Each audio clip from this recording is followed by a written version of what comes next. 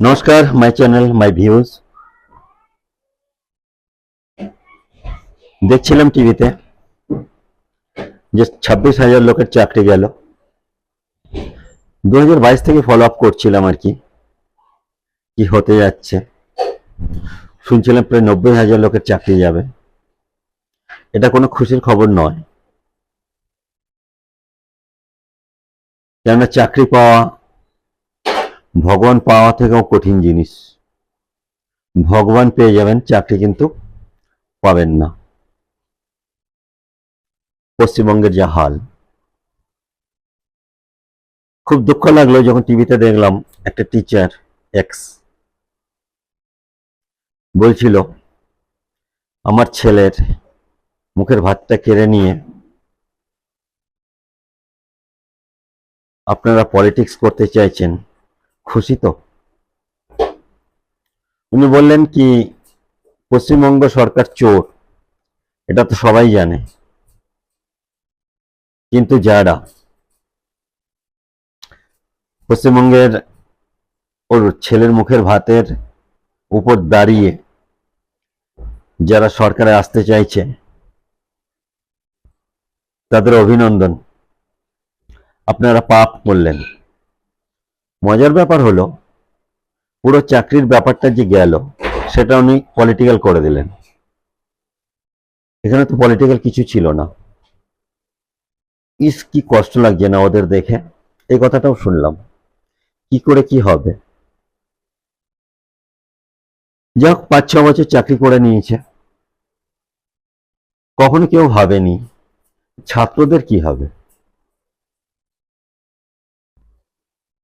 যোগ্য অযোগ্য, যোগ্য অযোগ্য, পুরোটাই অযোগ্য। আমি মানছি, আমি বলাটা ঠিক হচ্ছে না, পুরোটাই অযোগ্য নয়, অন্তত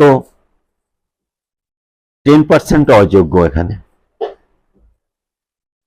26,000-এ 6,000, কত পার্সেন্ট হলো?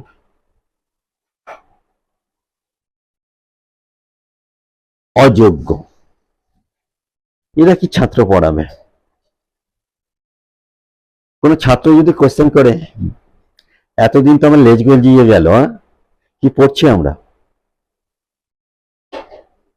যাই হোক, তারপর একটা সাংবাদিক সম্মেলন দেখলাম আর কি, ইন্টারেস্টিং। গাঙ্গুলি গাঙ্গুলি গাঙ্গুলি ডাঙ্গুলি কার সম্বন্ধে কথা বলছে? ওনার প্রোফাইলটা জানা আছে তো? আর যে বলছে ওনার প্রোফাইল কি? পলিটিশিয়ান তো দুইজনেই, কিন্তু মিস্টার গাঙ্গুলি, ওনার প্রোফাইল অনেক ভালো। আর করেছে ঠিক আরেকজনকে গালাগালি দিচ্ছিল, বিকাশ। আমার মনে চাকরি বাঁচাবার জন্য উনি লড়ছিলেন, না উনি কেস করছিলেন জানি না। কেসটা করার কি দরকার ছিল? আরে চাকরিতে ঘোটালা হয়েছে, যে কেউ কেস করতে পারে, করবে না কেন? অধিকার নিয়ে লড়ছিল। সবারই তো চাকরি গেল, অধিকার কি পেল? নিশ্চয়ই অধিকার পেল। চুরি হয়েছে সেটা প্রমাণ হলো, এবার শুধু চোরটাকে ধরার ব্যাপার। দুইজন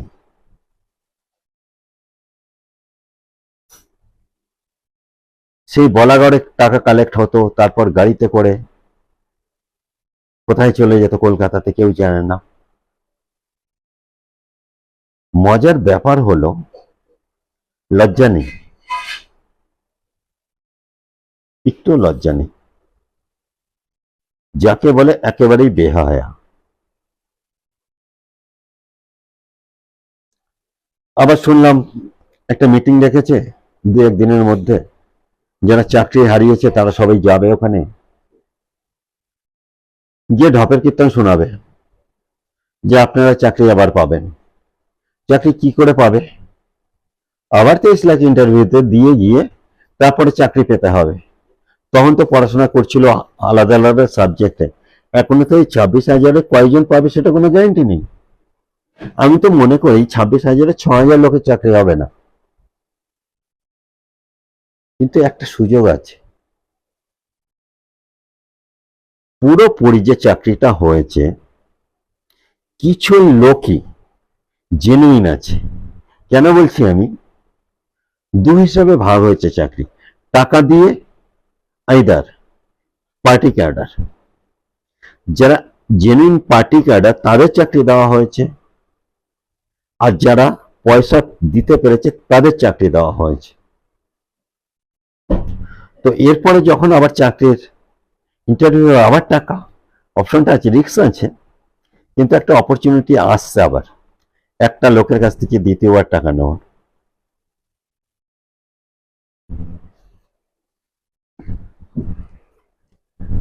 আমি শুনেছি যে এই কথাটা ছোটবেলা থেকে সবসময় শুনতাম, যে বাঙালিকে হাইকোর্ট দেখাচ্ছ।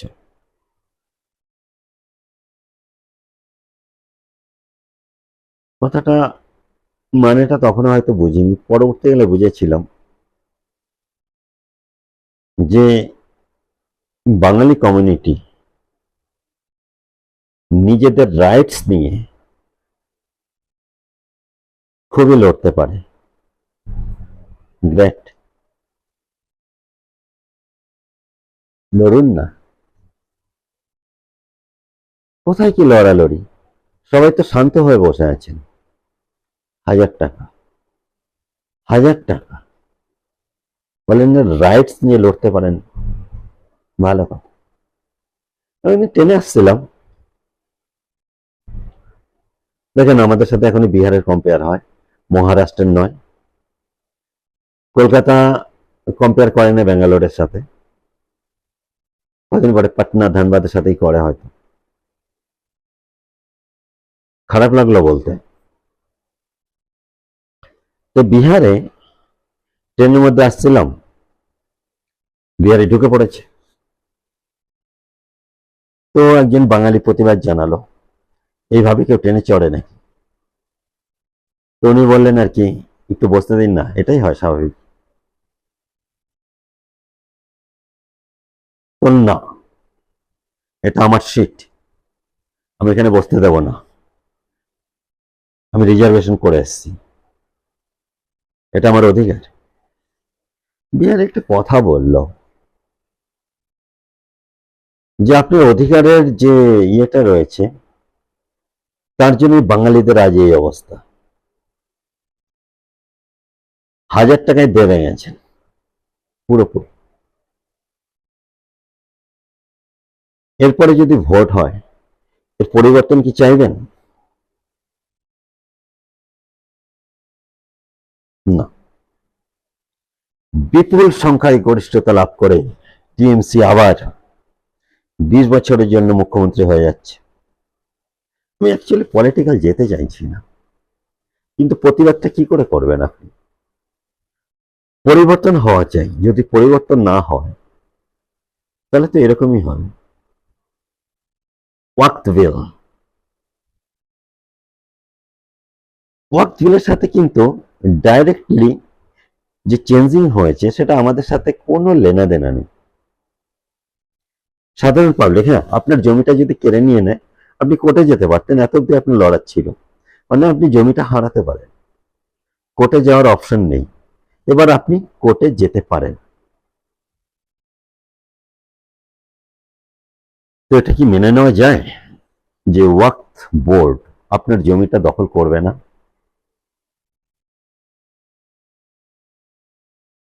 করতে পারে, করে না, যখন যে ইচ্ছা, যখন যেখানে ইচ্ছা আপনার জমি দখল হয়ে যেতে পারে। শুধু এটাই রাইটস এসছে। এই কাজকর্ম কি করছো, জাতপাতের কিছু নেই এখানে। যে বোর্ডটা আছে ওখানকার ম্যানেজমেন্ট কন্ট্রোল হবে। কিন্তু প্রতিবাদ কলকাতাতে যেভাবে আসছে তো অস্বাভাবিক, অন্য জায়গায় আসেনি। কারণ কি? এই যে চাকরি চলে গেছে 26,000-এর,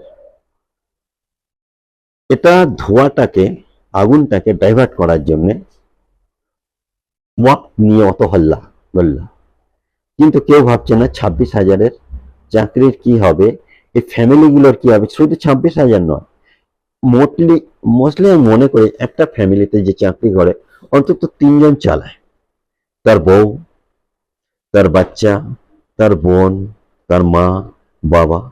এই 26,000 ধরতে গেলে অ্যাকচুয়ালি প্রায় 1.5 লাখ ফ্যামিলির সর্বনাশ। এবার যেটা শুনবেন সারাক্ষণ ঢপের কীর্তন।